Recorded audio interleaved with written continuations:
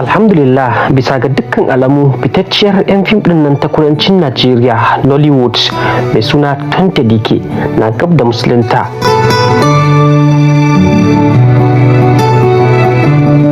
Cikakken sunanta Tonte Charity Dike, fitacciyar 'yar fim ce a Nollywood kuma mawaƙiya mai rubuta waƙoƙi tare da kuma ayyukan jin ƙai a kudancin Najeriya. Matashiya ce mai shekaru 39 domin an haife ta ne a ranar 9 ga watan Yunin 1985 a Fatakwal, jihar Rivers ta Najeriya. Ta yi suna matuka a kudancin Najeriya a bisa wannan harkoki da take yi. Baya ga waɗannan abubuwa, daga baya-bayan nan ta tsunduma harkar siyasa domin a zaben shekara ta 2023 nan da ta gabata an zaɓe ta a matsayin mataimakiyan ɗan takarar gwamna na jam'iyyar ADC a jihar ta Rivers.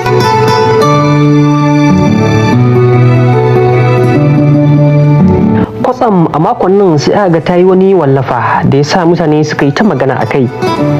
Tonte Dike a shafinta na Instagram ta wallafa wannan rubutu inda take cewa kullum wani sauti ne mai ɗan karan daɗi yake tada ni daga bacci na tsawon shekara 4. Sauti ne mai kyau da daɗi kuma abin so. Idan ina son in tallafawa masallaci, wani abu ne zan tallafawa bayan kuɗi. Allah ya albarkaci dukkan wani musulmi, musamman musulman da nake jin kiran sallansu. Allah Ubangiji ya amsa addu'o'inku.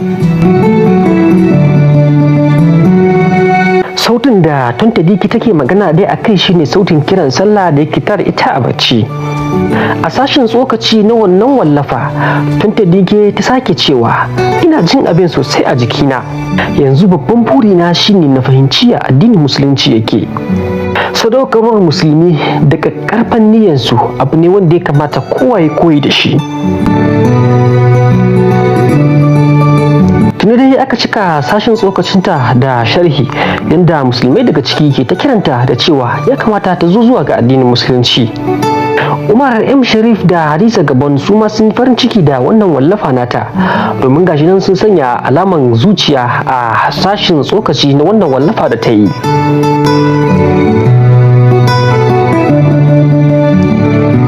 Ita kuwa wannan take ce mata, Tonto, na yi matuƙar farin ciki da kika ji haka a zuciyarki. Wannan sauti da kike magana tabbas yana da daɗi. Idan ba za ki damu ba, zan miki ƙarin haske a game da wannan sauti da kike ji, sannan zan amsa wasu tambayoyinki da kike buƙatar amsa. Ina matuƙar son ki sosai.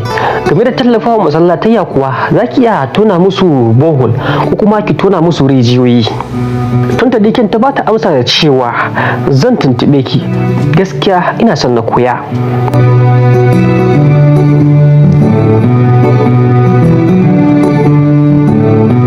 Haka dai sashen tsokacinta ya cika da fatan alkhairi. Mu ma'anan sai mu fatan Allah Ubangiji ya tausasa zuciyarta zuwa ga addinin musulunci.